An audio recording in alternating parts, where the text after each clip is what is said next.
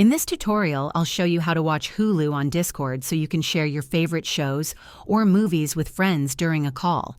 Let's dive in. To stream Hulu on Discord, start by playing the content you want to share on Hulu using your computer's browser or app. Next, join a voice channel in your Discord server and click the Screen Share icon in the call menu. Select the option to share your entire screen or the specific window where Hulu is playing. If you encounter a black screen due to DRM, digital rights management restrictions, you'll need an HDMI capture card.